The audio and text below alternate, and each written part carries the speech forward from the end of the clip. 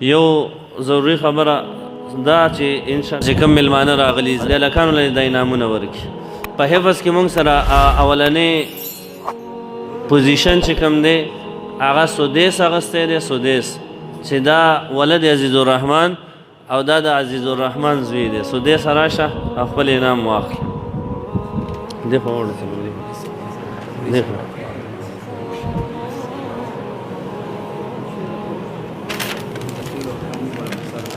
نمونه مې پې لیکلي دویم پوزیشن موږ سره په حفظ کې اسنین ولد عبید الله اخیستی دی را دې شي انعام دی واخلي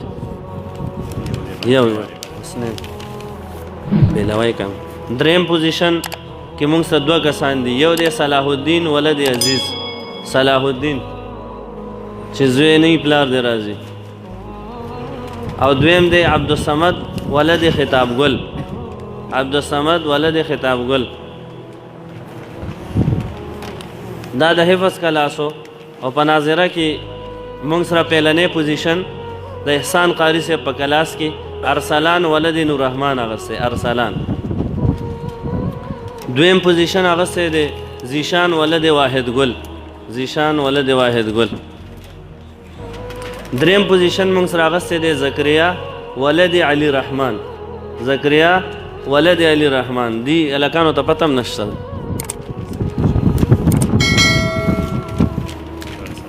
دا ارسلان دی دا خو تا ګډ وډ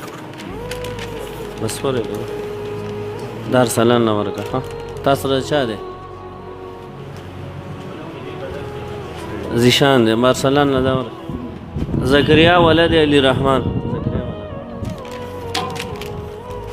ښه جي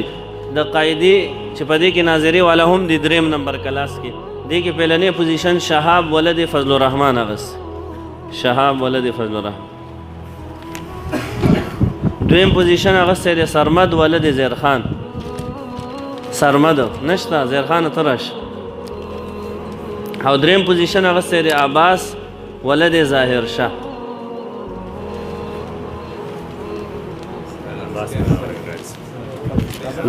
دا عباس دی زه داسې لاس میلاو که دا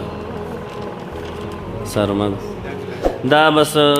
دا نتیجه سرته ورسېده د دې علماو زه ډېر زیات شکریه ادا کوم او الله رب عزت نه دعا کوم چې دا څومره کسان زموږ سره په دې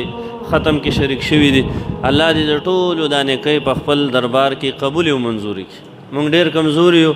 یا الله زموږ دا کمزوري اعمال په خپل دربار کې قبول او منظور کړي دا کم علما چې عالمان قاري صاحبان چې راغلي دي ملمانه راغلي دي د ټولو د زړه د کومې نه شکریه ادا کوم او الله رب عزت دې د دوی هر یو قدم په تله د میزان کې